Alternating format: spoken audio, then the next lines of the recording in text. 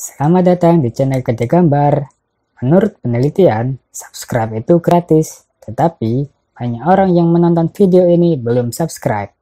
Jadi jangan lupa subscribe ya, karena subscribe kalian semangat kami. Selamat menonton. Kali ini kita akan menggambar Nabi Soleh dari kata soleh.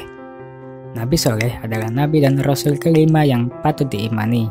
Nabi Soleh berdakwah di Al-Hijr, yang saat ini dikenal sebagai Madain Soleh, yakni kota-kota Nabi Soleh alaihissalam, antara Arab Saudi dan Suriah.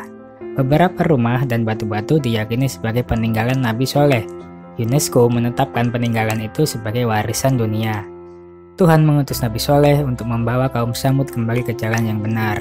Sebelum diangkat menjadi rasul, Soleh adalah panutan di suku Samud. Kaum Samud terkenal memiliki ilmu batu dan bangunan yang handal.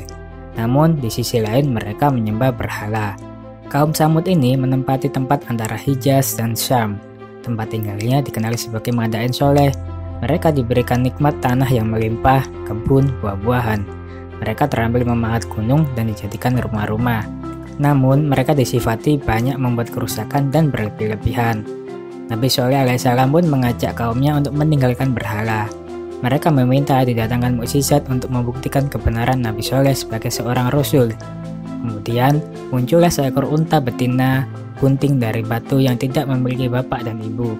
Unta ini merupakan mukjizat Nabi Soleh.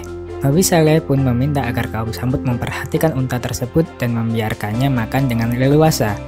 Nabi Soleh juga memperingatkan agar unta betina itu tidak diganggu karena ia mampu memenuhi kebutuhan susu seluruh kaum Samud. Mukjizat ini membuat kaum Samud terbagi dua. Ada kelompok yang percaya atas kebesaran Tuhan dan mengikuti ajaran Nabi Soleh. Namun ada pula kelompok yang ingkar dan menentang mukjizat itu.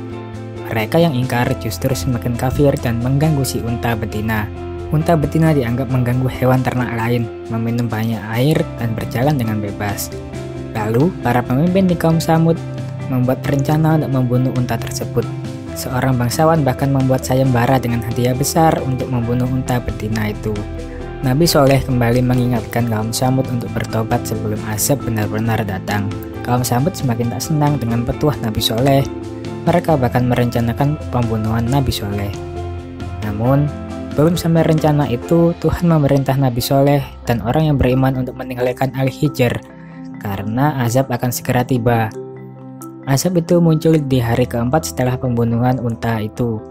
Di hari itu, petir menyambar, bumi berguncang dan menghancurkan kaum Samud. Kaum Samud pun binasa karena petir dan gempa bumi.